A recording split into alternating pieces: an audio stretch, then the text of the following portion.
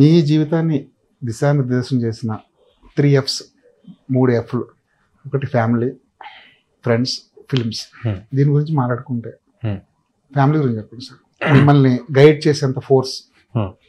మా ఫ్యామిలీలో ఎవరు ఫిల్మ్స్లో లేరు సార్. ఆరిజిన్ మా ఫాదర్ వాళ్ళు విజయవాడ నుంచి, బట్ హైదరాబాద్ ఎప్పుడో ఆల్మోస్ట్ 40 years ముందు సార్. ఒక ప్రైవేట్ కంపెనీకి ఎంప్లాయ్ మా ఫాదర్. నాకు ఒక ఎల్డర్ బ్రదర్ ఉన్నాడు, తను కూడా అదే కంపెనీకి పనిచేస్తాడు, నాకంటే 7 ఏళ్ళు పెద్ద. మా మదర్ హోమ్ మేకర్. ఇది family background sir. Extremely disciplined personality నేను నా జీవితంలో చూసింది. నంబర్ 1 పొజిషన్లో ఎవరైనా పెట్టాలంటే అది మా ఫాదర్ సార్. లాస్ట్ 28-29 ఏళ్ళు నేను పుట్టినప్పటి నుంచి ఇవాళ వరకు పని చేస్తూనే ఉన్నారు. పని చేయటం పక్కన పెట్టండి సార్, మార్నింగ్ 6:30కి ఆయన కారు ఎక్కుతారండి. ఆయన దీనికి వెళ్ళడానికి, జాబ్కి వెళ్ళడానికి 6:30కి ఎక్కుతారు. సాయంత్రం 7:30-8కి వస్తారు. ఆదివారాలు వెళ్తారు, పండగలు వెళ్తారు. మా మా బ్రదర్ మ్యారేజ్ అయితే ఆ రోజు మధ్యాహ్నం బయలుదేరి వచ్చారు ఆయన పెళ్ళికి. నేను లేకపోతే ఏమైనా అవుతుందండి, అందరూ ఎవరి పనులు చేసుకొని ఫైనల్ పెళ్ళికే కదా రావాల్సింది అని. సో సినిమాలో తప్ప అలాంటి క్యారెక్టర్ని చూడం మనం. లేదు సార్, ఉన్నారు. సో నాకెందుకో seriousness towards what we have in hand. మనకి ఒక అవకాశం ఉంది, మనకు ఒక ఆపర్చునిటీ ఉంది, దాన్ని ఏ మేరకు చేయాలంటే నువ్వు లేకపోతే నీ లోటు తెలిసే మేరకు చేయాలి అనేది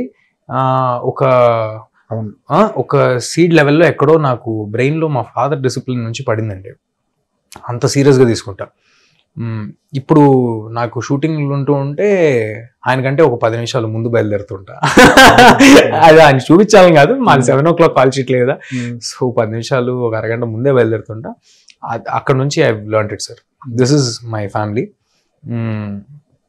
వాళ్ళకి చిన్నప్పుడే ఫస్ట్ నేను సినిమాల్లోకి వెళ్ళడం నచ్చలేదు, బట్ అదేదో పిక్నిక్ లాగా ఉంది, నేను ఎంజాయ్ చేస్తున్నాను అలౌ చేశారు. వన్ ఆఫ్టర్ అదర్ వెళ్తూ ఉంటే అందులో దత్తు గారు, ఓ రోజు దత్తు గారే అన్నట్టున్నారు, ఇఫ్ ఐఎమ్ నాట్ రాంగ్, మా ఫాదర్తో, ఎందుకు వాడి కెరియర్ ఎలా ఉంటుందో మనకు తెలియదు కదా, నువ్వు ఎందుకు ఆపుదాం అనుకుంటున్నావు, వాడికి ఇచ్చిన అవకాశం అన్నారంట.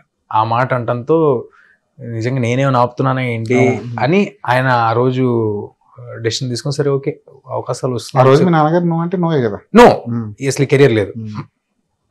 ఆ రోజు చిరంజీవి గారు నువ్వు అన్నా నువ్వే. చిరంజీవి గారు ఒక 100 ఫోటోల్లోంచి పిక్ చేసి నాకు ఇతను కావాలి, ఇతన్నే కన్విన్స్ చేయండి అని చెప్పి పెట్టారంట. సో అందుకు దత్తు గారు మా ఫాదర్ని కన్విన్స్ చేసే పనిలో పడ్డారు, లేకపోతే చెల్లి అంటే కరువే కాదు కదా. చిరంజీవి గారు ఒప్పుకున్న తర్వాత మీ నాన్నగారిని ఒప్పించడానికి అంటే వాళ్ళు ఏం ఎక్స్పెక్ట్ చేశారు, గ్యారంటీగా ఒప్పేసుకుంటారు ఏముంది అనుకున్నారు, బట్ మా ఇంట్లో ఒప్పుకోకపోయేపటికి కన్విన్స్ చేసే పనిలో పడ్డారు. సో ఆ రోజు నేను అందుకే అంత రెస్పెక్ట్, అలా పిక్ చేసిన కెరియర్ నాది బై హ్యాండ్ పిక్డ్. ఆ ఫోటో మారితే ఇప్పుడు అనుమానం ఉండేది కదా, ఇంకోళ్ళు చేసి ఉండేవారు, ఎందుకు ఉండవులేండి. అయితే సో అలా సినిమాల్లోకి రావడం జరిగింది.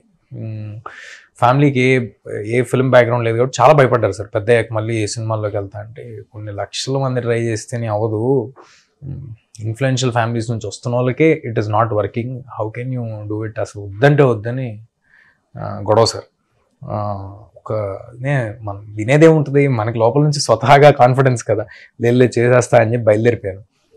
2-3 ఏళ్ళు బాగానే టైం ఇచ్చారు సార్. తర్వాత మెల్లగా అంటే మనకున్న ఈ నిరుత్సాహాలు, ఈ డిసప్పాయింట్మెంట్స్ ఇవన్నీ కూడా చూస్తూ ఉంటారు కదా, ఎందుకు అసలు ఇదంతా అవసరం, చదువుకున్నాడు, నేను ఆల్రెడీ BBA చేసుకున్నప్పటికీ, సో ఏదో ఒక జాబ్ చేసుకోవచ్చు, ఇంకోటి చేయొచ్చు, వ్యాపారం చేసుకోవచ్చు, ఎందుకు ఇది అని ఫీల్ అయ్యారు.